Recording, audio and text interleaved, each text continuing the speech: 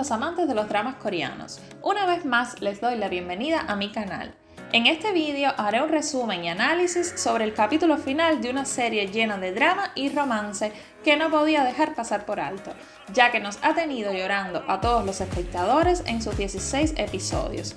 Me refiero a La Reina de las Lágrimas, aunque muchos nos preguntamos por qué en realidad se llama La Reina de las Lágrimas cuando quien más nos hizo llorar fue el protagonista masculino.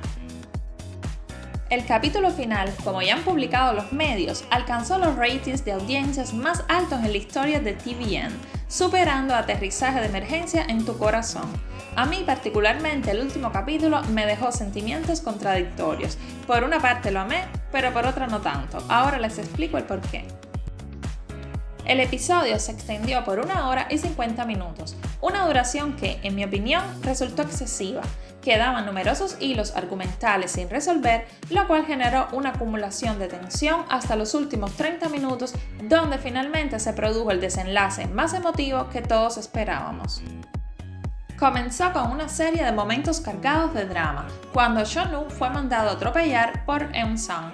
Esta escena mantuvo al espectador en vilo jugando con sus emociones al hacerle creer por un instante que el personaje había perdido la vida. Afortunadamente esta preocupación se disipó rápidamente. Sin embargo, la intriga no cesó, ya que posteriormente, a pesar de las graves heridas que parecían dejarlo incapacitado en el hospital, Chonu optó por escapar para rescatar a su amada Hae-in. Y llegamos al clímax con la resolución del arco del personaje antagónico Eun-sang. Tras secuestrar a Hae-in con la intención de huir del país juntos y al no lograr persuadirla, decide tomar medidas drásticas y dispararle para así acabar con su vida. En un acto heroico, Chonu se interpone entre la bala y Hae-in, salvándola. Como consecuencia, Eun-sang es abatido a tiros por la policía. Considera justa la muerte del villano, ya que era poco probable que corrigiera sus errores y adoptara una perspectiva objetiva de la realidad. Con sus trastornos psicológicos y su obsesiva búsqueda de afecto no correspondido, seguiría causando daño a los protagonistas aún desde la cárcel.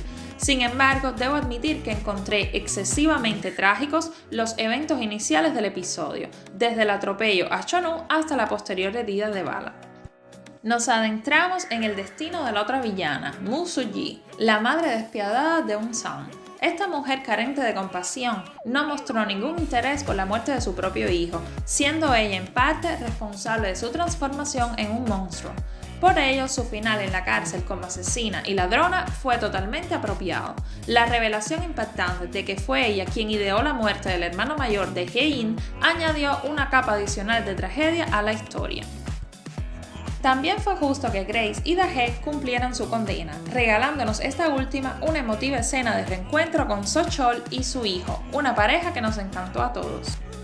Avanzamos hacia las familias Hong y Baek, donde es Chonu quien logra reconciliarlas. Si bien se realizaron esfuerzos preliminares a lo largo de la temporada para que ambas partes comprendieran sus diferencias, el encuentro cercano a la muerte de Hae-in y Chonu representaron una dura lección de vida para todos. Cuando Chonu finalmente se despierta de su cirugía, las familias unidas se regocijan. Se observa una transformación notable en la familia de Hae-in, dejando atrás sus prejuicios y aires de superioridad social para abrazar así la unión y el apoyo mutuo.